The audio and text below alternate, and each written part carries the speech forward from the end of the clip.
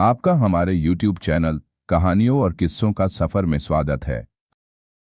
आज की हमारी कहानी है मुंशी प्रेमचंद के द्वारा लिखी सुजान भगत। सीधे सादे किसान धन हाथ आते ही धर्म और कीर्ति की ओर झुकते हैं। धनिक समाज की भांति वे पहले अपने भोग विलास की ओर नहीं दौड़ते। सुजान की खेती में कई साल से कंचन बरस रहा था। मेहनत तो गांव के सभी किसान करते थे, पर सुजान के चंद्रमा बली थे। ऊसर में भी दाना छींट आता तो कुछ न कुछ पैदा हो ही जाता था। 3 वर्ष लगातार ऊख लगती गई। उधर गुड़ का भाव तेज था, कोई 2-2.5 हजार हाथ में आ गए। बस चित्त की वृत्ति धर्म की ओर झुक पड़ी। साधु संतों का आदर सत्कार होने लगा, द्वार पर धूनी जलने लगी। कानून वो इलाके में आते तो सुजान महतो के चौपाल में ठहरते। हल्के के हेड कांस्टेबल, थानेदार, शिक्षा विभाग के अफसर एक न एक उस चौपाल में पड़ा ही रहता। महतो मारे खुशी के फूले न समाते। धन्य भाग, उनके द्वार पर अब इतने बड़े बड़े हाकिम आकर ठहरते हैं। जिन हाकिमों के सामने उसका मुंह न खुलता था, उन्हीं की अब महतो महतो करते जबान सूखती थी। कभी कभी भजन भाव हो जाता। एक महात्मा ने डौल अच्छा देखा तो गांव में आसन जमा दिया। गांजे और चरस की बहार उड़ने लगी। एक ढोलक आई, मंजीरे मंगवाए गए, सत्संग होने लगा। यह सब सुजान के दम का जुलूस था। घर में सेरो दूध होता, मगर सुजान के कंठ तले एक बूंद जाने की भी कसम थी। कभी हाकिम लोग चखते, कभी महात्मा लोग। किसान को दूध घी से क्या मतलब, उसे तो रोटी और साग चाहिए। सुजान की नम्रता का अब पारावार न था। सबके सामने सिर झुकाए रहता। कहीं लोग ये न कहने लगे कि धन पाकर उसे घमंड हो गया है। गांव में कुल 3 कुएं थे। बहुत से खेतों में पानी न पहुंचता था, खेती मारी जाती थी। सुजान ने एक पक्का कुआं और बनवा दिया। कुएं का विवाह हुआ, यज्ञ हुआ, द्रव्य हुआ, ब्रह्म भोज हुआ। जिस दिन कुएं पर पहली बार पुर चला, सुजान को मानो चारों पदार्थ मिल गए।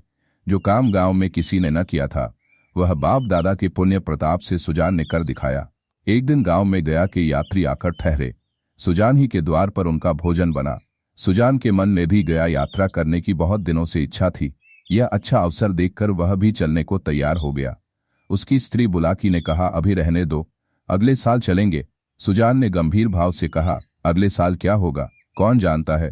धर्म के काम में मीन मेष निकालना अच्छा नहीं। सिद्धरानी का क्या भरोसा। बुलाकी, हाथ खाली हो जाएगा। सुजान, भगवान की इच्छा होगी तो फिर रुपए आ जाएंगे, उसके यहाँ किस बात की कमी है। बुलाकी इसका क्या जवाब देती। सत्कार्य में बाधा डालकर अपनी मुक्ति क्यों बिगाड़ती। प्रातःकाल स्त्री और पुरुष गया करने चले। वहां से लौटे तो यज्ञ और ब्रह्मभोज की ठहरी। सारी बिरादरी निमंत्रित हुई। 11 गांव में सुपारी बांटी। इस धूमधाम से कार्य हुआ कि चारों ओर वाह वाह मच गई। सब यही कहते थे कि भगवान धन दे तो दिल में ऐसा ही दे। घमंड तो छू नहीं गया। अपने हाथ से पत्तल उठाता फिरता था। कुल का नाम जला दिया। बेटा हो तो ऐसा हो। बाप मरा तो घर घर में भूनी भान नहीं थी। अब लक्ष्मी घुटने तोड़कर आ बैठी है। एक द्वेषी ने कहा, कहीं गड़ा हुआ धन पा गया है। तो चारों ओर से उस पर बौछारें पड़ने लगीं। हाँ, तुम्हारे बाप दादा जो खजाना छोड़ गए थे, वही उसके हाथ लग गया है। अरे भैया, ये धर्म की कमाई है। तुम भी तो छाती फाड़कर काम करते हो, क्यों ऐसी ऊख नहीं लगती, क्यों ऐसी फसल नहीं होती। भगवान आदमी का दिल देखते हैं, जो खर्च करना जानता है उसी को देते हैं। सुजान महतो सुजान भगत हो गए। भक्तों के आचार विचार कुछ और ही होते हैं। भगत बिना स्नान किए कुछ नहीं खाता। गंगा जी अगर घर से दूर हों और वह रोज स्नान करके दोपहर तक घर न लौट सकता हो, तो पर्वों के दिन तो उसे अवश्य ही नहाना चाहिए। भजन भाव उसके घर अवश्य होना चाहिए। पूजा अर्चना उसके लिए अनिवार्य है। खान पान में भी उसे बहुत विचार रखना पड़ता है। सबसे बड़ी बात यह है कि झूठ का त्याग करना पड़ता है। भगत झूठ नहीं बोल सकता। साधारण मनुष्य को अगर झूठ का दंड 1 मिले तो भगत को 1 लाख से कम नहीं मिल सकता। अज्ञान की अवस्था में कितने ही अपराध क्षम्य हो जाते हैं। ज्ञानी के लिए क्षमा नहीं है, प्रायश्चित्त नहीं है। अगर है भी तो बहुत कठिन। सुजान को भी अब भक्तों की मर्यादा को निभना पड़ा। अब तक उसका जीवन मजूर का जीवन था। उसका कोई आदर्श, कोई मर्यादा उसके सामने न थी। अब उसके जीवन में विचार का उदय हुआ, जहां का मार्ग कांटों से भरा हुआ है। स्वार्थ सेवा ही पहले उसके जीवन का लक्ष्य था। इसी कांटे से वह परिस्थितियों को तौलता था। वह अब उन्हें औचित्य के कांटों पर तौलने लगा। यूं कहो कि जड़ जगत से निकलकर उसने चेतन जगत में प्रवेश किया। उसने कुछ लेन देन करना शुरू किया था, पर अब उसे ब्याज लेते हुए आत्मग्लानि सी होती थी। यहाँ तक कि गुओं को दुहाते समय उसे बछड़ों का ध्यान बना रहता था। कहीं बछड़ा भूखा न रह जाए, नहीं तो उसका रोया दुखी होगा। वह गांव का मुखिया था। कितने ही मुकदमों में उसने झूठी शहादतें बनवाई थीं। कितनों से डांट लेकर मामले को रफा दफा करा दिया था। अब इन व्यापारों से उसे घृणा होती थी। झूठ और प्रपंच से कोसों दूर भागता था। पहले उसकी यह चेष्टा होती थी कि मजदूरों से जितना काम लिया जा सके लो और मजूरी जितनी कम दी जा सके दो, पर अब उसे मजदूरों के काम की कम, मजूरी की अधिक चिंता रहती थी।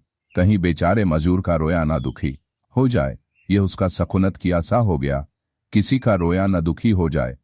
उसके दोनों जवान बेटे बात बात में उस पर फप्तियां कसते, यहां तक कि बुलाकी भी अब उसे कोरा भगत समझने लगी, जिसे घर के भले बुरे से कोई प्रयोजन न था।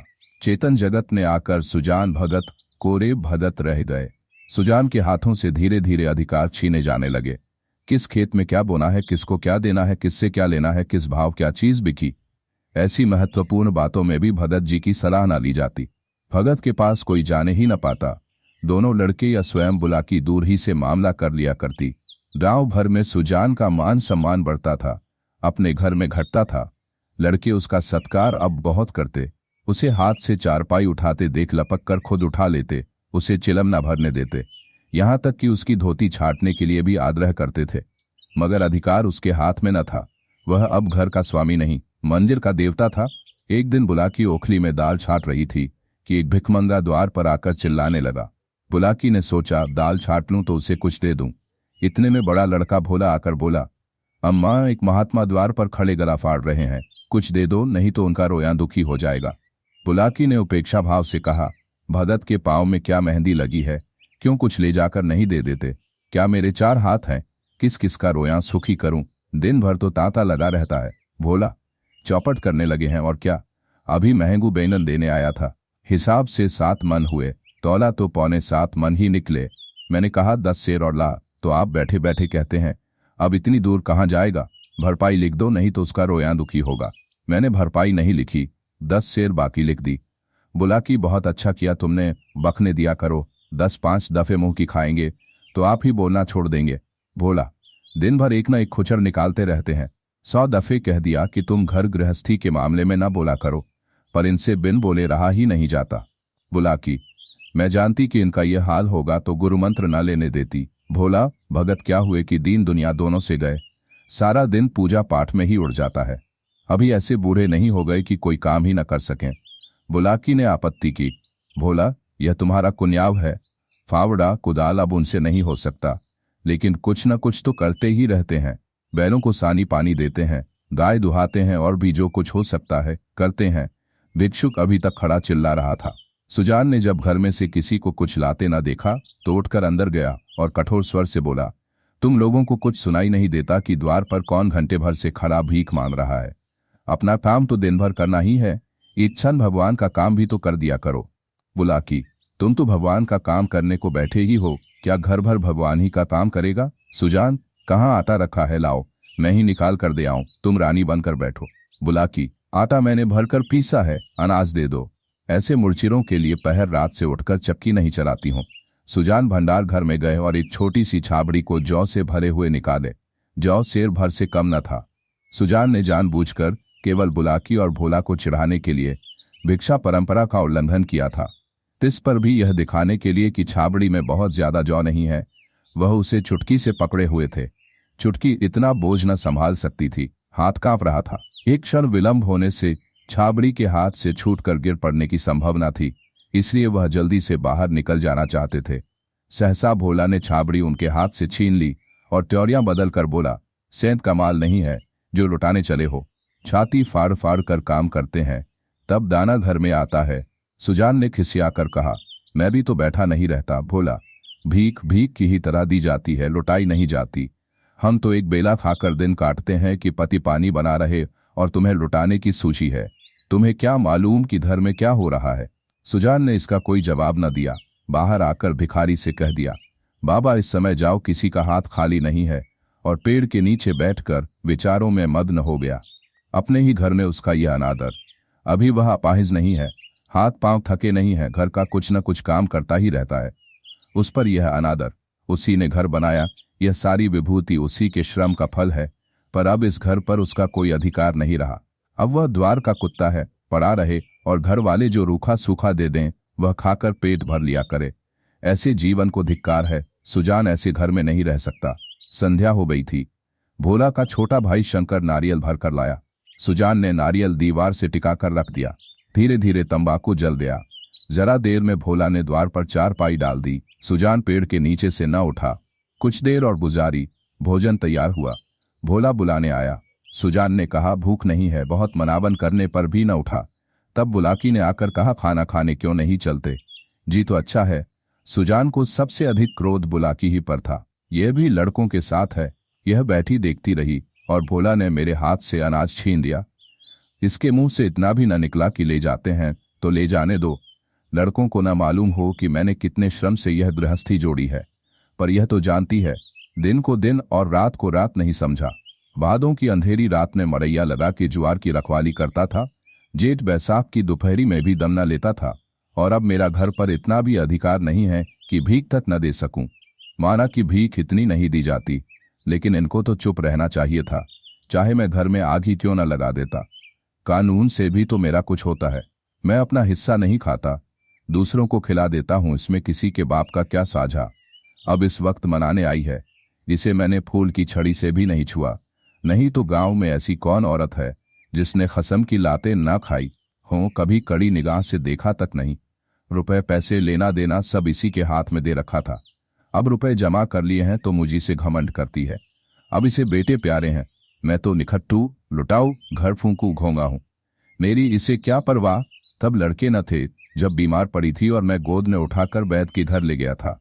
आज उसके बेटे हैं और यह उनकी माँ है। मैं तो बाहर का आदमी हूं, मुझसे घर से मतलब ही क्या। बोला अब खा पी कर क्या करूंगा।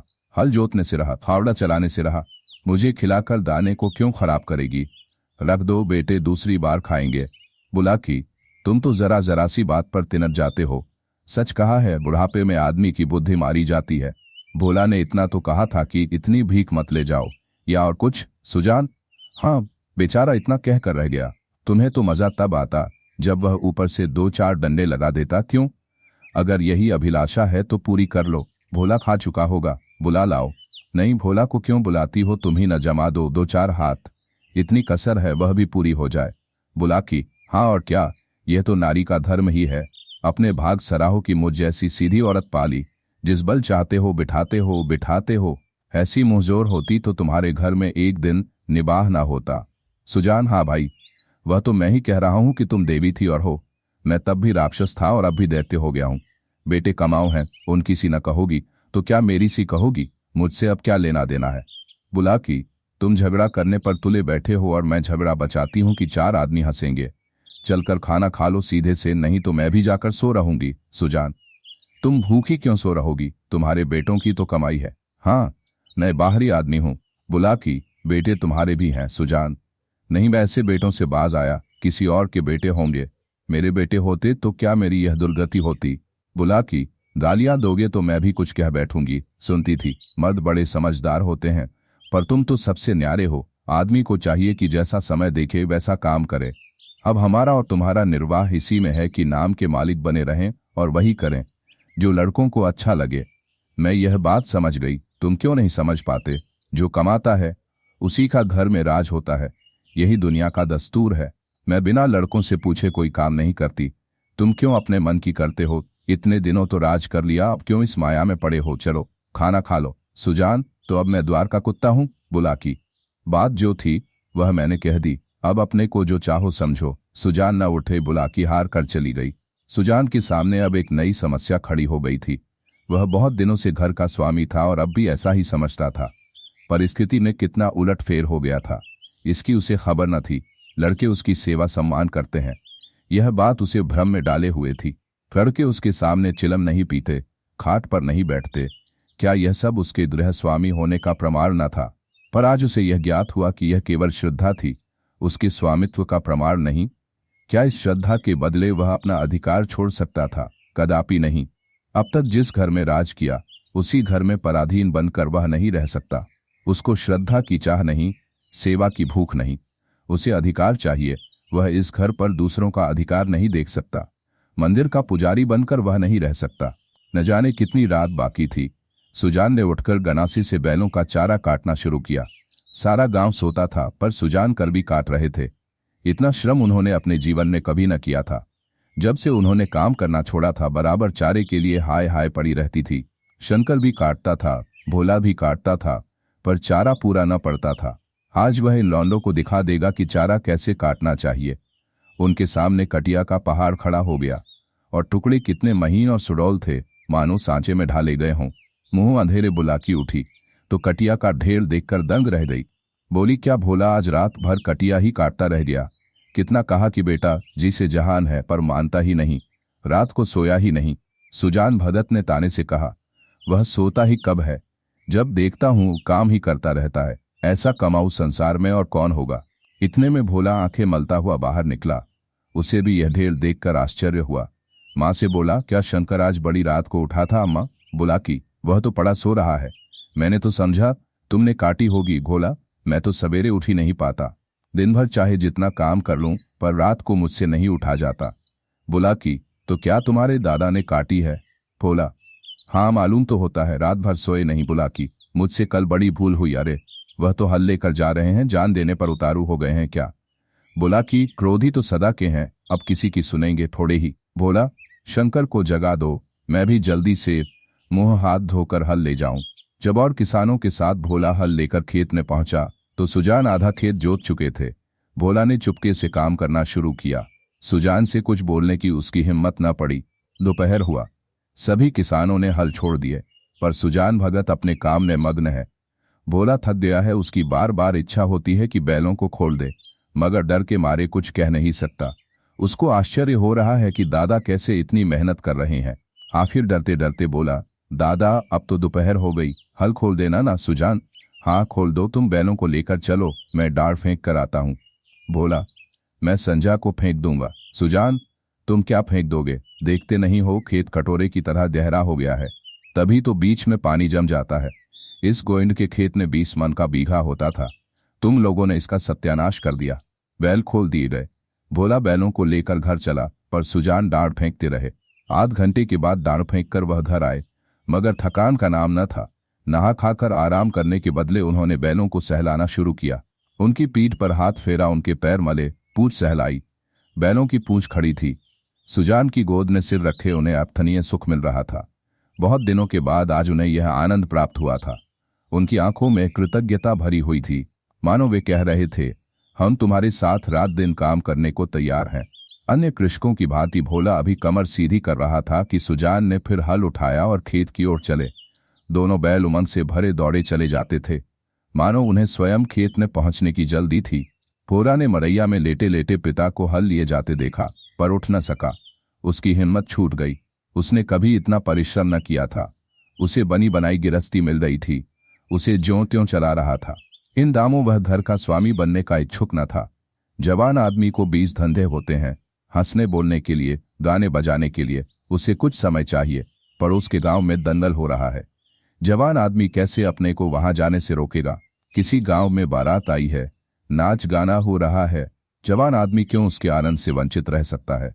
वृद्धजनों के लिए ये बाधाएं नहीं, उन्हें नाच गाने से मतलब न खेल तमाशे से गरज, केवल अपने काम से काम है। पुलाकी ने कहा, भोला तुम्हारे दादा हल लेकर गए। बोला, जाने दो अम्मा, मुझसे यह नहीं हो सकता। सुजान भगत के इस नवीन उत्साह पर गांव में टीकाएं हुई, निकल गई सारी भक्ति। बना हुआ था, माया में फंसा हुआ है, आदमी काहे को है, भूत है। मगर भगत जी के द्वार पर अब फिर साधु संत आसन जमाए देखे जाते, उनका आदर सम्मान होता है। अब के उसकी खेती ने सोना उगल दिया है। बखारी में अनाज रखने की जगह नहीं मिलती। जिस खेत में 5 मन मुश्किल से होता था, उसी खेत में अब की 10 मन की उपज हुई है।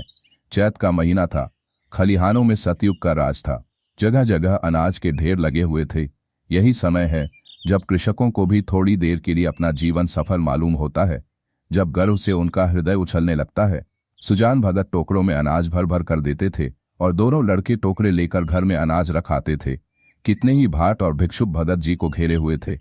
उनमें वह भिक्षुक भी था जो आज से 8 महीने पहले भगत के द्वार से निराश होकर लौट गया था। सहसा भगत ने उस भिक्षुक से पूछा, क्यों बाबा, आज कहाँ कहाँ चक्कर लगाए? भिक्षुक, अभी तो कहीं नहीं गया भगत जी, पहले तुम्हारे ही पास आया हूँ। भगत, अच्छा, तुम्हारे सामने यह ढेर है, इसमें से जितना अनाज उठाकर ले जा सको ले जाओ। भिक्षुक ने लुब्ध नेत्रों से ढेर को देखकर कहा, जितना अपने हाथ से उठाकर दे दोगे उतना ही लूंगा। भगत, नहीं, तुमसे जितना उठ सके उठा लो। भिक्षुक के पास एक चादर थी, उसने कोई 10 सेर अनाज उसने भरा और उठाने लगा। संकोच के मारे और अधिक भरने का उसे साहस न हुआ। भगत उसके मन का भाव समझकर आश्वासन देते हुए बोला, बस इतना तो एक बच्चा भी उठा ले जाएगा। भिक्षुक ने भोला की ओर संदिग्ध नेत्रों से देखकर कहा, मेरे लिए इतना ही बहुत है। भगत, नहीं, तुम सकुचाते हो, अभी और भरो। भिक्षुक ने एक पंसेरी अनाज और भरा और फिर भोला की ओर सशंक दृष्टि से देखने लगा। भगत, उसकी ओर क्या देखते हो बाबा जी, मैं जो कहता हूं वह करो। तुमसे जितना उठाया जा सके उठा लो। भिक्षुक डर रहा था कि कहीं उसने अनाज भर लिया और भोला ने गठरी न उठाने दी तो कितनी भद्द होगी और भिक्षुकों को हंसने का अवसर मिल जाएगा। सब यही कहेंगे कि भिक्षुक कितना लोभी है, उसे और अनाज भरने की हिम्मत न पड़ी। तब सुजान भगत ने चादर लेकर उसमें अनाज भरा और गठरी बांधकर बोले, इसे उठा ले जाओ। भिक्षुक, बाबा, इतना तो मुझसे उठ न सकेगा। भगत, अरे इतना भी ना उठ सकेगा, बहुत होगा तो मन भर, भला जोर तो लगाओ, देखूं उठा सकते हो या नहीं। भिक्षुक ने गठरी को आजमाया, भारी थी, जगह से हिली भी नहीं। बोला, भगत जी यह मुझसे ना उठेगी। भगत, अच्छा बताओ किस गांव में रहते हो। भिक्षुक, बड़ी दूर है भगत जी, अमोड़ का नाम तो सुना होगा। भगत, अच्छा, आगे आगे चलो, मैं पहुंचा दूंगा। यह कहकर भगत ने जोर लगाकर गठरी उठाई और सिर पर रखकर भिक्षुक के पीछे हो लिए। देखने वाले भगत का यह पौरुष देखकर चकित हो गए। उन्हें क्या मालूम था कि भगत पर इस समय कौन सा नशा है। 8 महीने के निरंतर अविरल परिश्रम का आज उन्हें फल मिला था। आज उन्होंने अपना खोया हुआ अधिकार फिर पाया था। वही तलवार जो केले को भी नहीं काट सकती, सान पर चढ़कर लोहे को काट देती है। मानव जीवन में लाग बड़े महत्व की वस्तु है। जिसमें लाग है वह बूढ़ा भी हो तो जवान है, जिनमें लाग नहीं, गैरत नहीं, वह जवान भी हो तो मृतक है। सुजान भगत में लाग थी और उसी ने उन्हें अमानुषीय बल प्रदान कर दिया था। चलते समय उन्होंने भोला की ओर सदैव नेत्रों से देखा और बोले, ये भाट और भिक्षुक खड़े हैं, कोई खाली हाथ न लौटने पावे। भोला सिर झुकाए खड़ा था, उसे कुछ बोलने का हौसला न हुआ। वृद्ध पिता ने उसे परास्त कर दिया था। धन्यवाद। ऐसी ही और कहानियां सुनने के लिए हमारे चैनल को सब्सक्राइब करें।